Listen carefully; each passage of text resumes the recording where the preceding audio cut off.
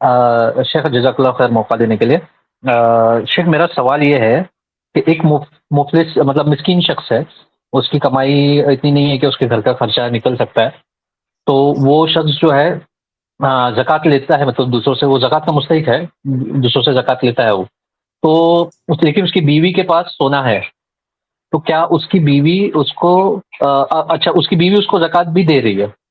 اب اس کی بیوی نے 3-4 سال سے، ان کے اندر مسئلہ ایسا ہے، وہ شافعی مذہب کو فالو کرتے ہیں، تو ان کے اندر مسئلہ ایسا ہے کہ زیورات کی زکوٰۃ نہیں ہے، پہننے کے زیورات کی شوافے کے اندر شاید نہیں ہے، واللہ عالم.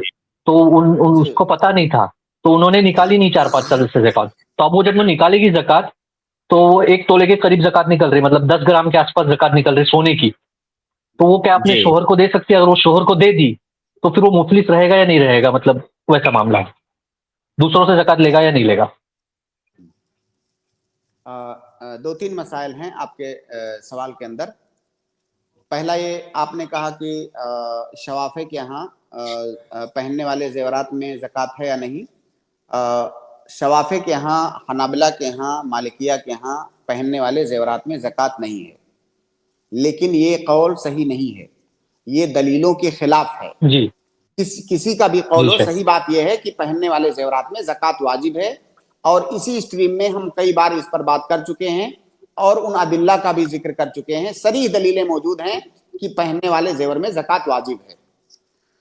دوسری بات یہ جی جی کہ کوئی بیوی کسی عورت کے پاس اگر اتنے زیورات ہیں جس میں زکوٰۃ واجب ہے، تو زکوٰۃ نکال کر کے وہ اپنے فقیر اور مسکین شوہر کو دے سکتی ہے، اپنے فقیر اور مسکین شوہر کو دے سکتی ہے. جیسا کہ صحیحین کی روایت ہے، عبداللہ ابن مسعود رضی اللہ تعالی عنہ کی بیوی تھی جن کا نام زینب تھا. اللہ کے نبی صلی اللہ علیہ وسلم سے انہوں نے پوچھا کہ میرے پاس زیورات ہیں، کیا میں ان کی زیورات یا کوئی مال، بہرحال وہ صاحب نصاب تھی، انہوں نے کہا کہ کیا میں اپنے مال کی زکوٰۃ اپنے شوہر عبداللہ ابن مسعود کو دے دوں، کیونکہ عبداللہ ابن مسعود مجھ سے کہہ رہے ہیں کہ تم مجھے اپنی زکوٰۃ دے سکتی ہو. تو اللہ کے نبی صلی اللہ علیہ وسلم نے ان سے کہا کہ عبداللہ ابن مسعود صحیح کہہ رہے ہیں، تم اپنا صدقہ اپنے شوہر کو دے سکتی ہو کیونکہ فقیر اور مسکین ہے وہ. یہ حدیث ہے، صحیح بخاری اور مسلم کی روایت ہے. اس حدیث کی بنیاد پر علماء نے یہ استدلال کیا ہے کہ کوئی مالدار بیوی اپنے مال کی زکوٰۃ اپنے فقیر اور مسکین شوہر کو دے سکتی ہے.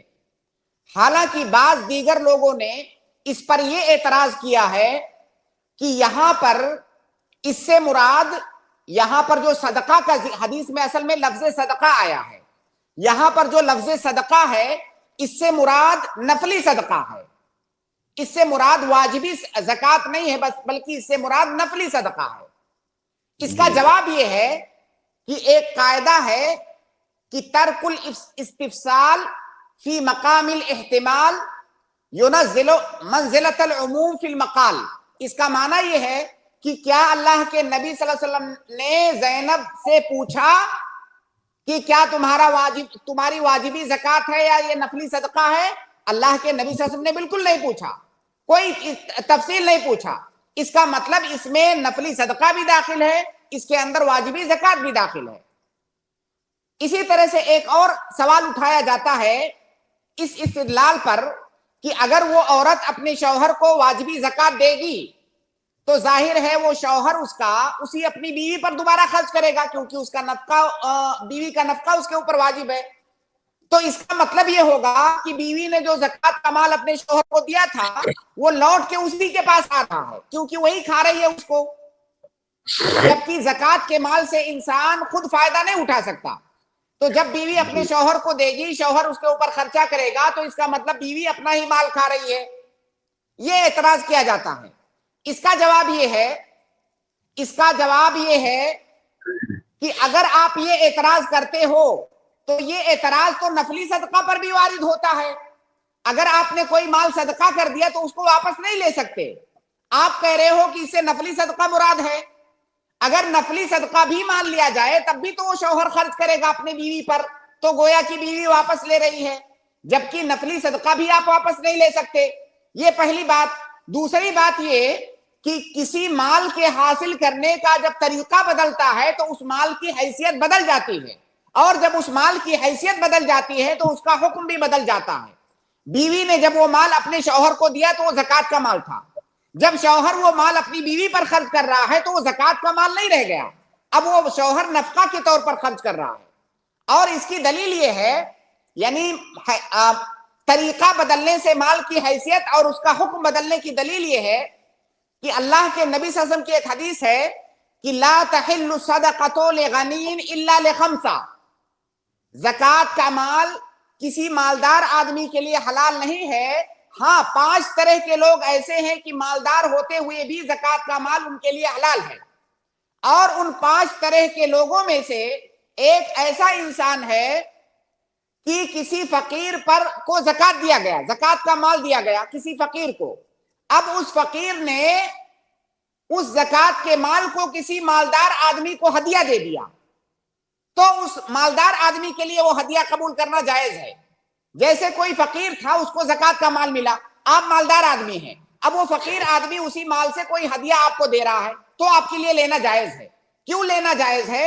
کیونکہ فقیر کے پاس جب وہ مال گیا تھا تو اس کی حیثیت تھی زکوٰۃ کی، آپ کے پاس جب وہ مال آ رہا ہے تو اس کی حیثیت ہے ہدیہ کی، تو مال کے آنے کا طریقہ بدلتا ہے تو اس مال کی حیثیت بدل جاتی ہے، اس کا حکم بدل جاتا ہے۔ تو بیوی وہ جو مال پہلے دے رہی ہے وہ زکوٰۃ ہے، اور جب دوبارہ اپنے شوہر سے وہ کھا رہی ہے تو نفقہ ہے۔ تو صحیح بات یہ ہے کہ کوئی بیوی اپنی زکوٰۃ کا مال اپنے فقیر اور مسکین شوہر کو دے سکتی ہے۔ یہ دوسرا مسئلہ تھا آپ کے سوال میں۔ تیسرا مسئلہ یہ ہے، آپ نے کہا کہ جب بیوی نے وہ زکوٰۃ کا مال اپنے شوہر کو دے دیا تو کیا اس کا شوہر اب اور بھی کہیں سے زکوٰۃ لے سکتا ہے کہ نہیں؟ یہ اس بات پر ڈیپینڈ کرتا ہے کہ وہ زکوٰۃ کا مال لینے کے بعد کیا اس کے شوہر کی حاجت پوری ہو گئی یا ابھی بھی اس کے اندر کوئی کمی باقی ہے۔ اگر اس کی حاجت پوری ہو گئی تو اب نہیں لے سکتا، اور اگر ابھی اسے اور ضرورت ہے تو اور لے سکتا ہے کسی سے۔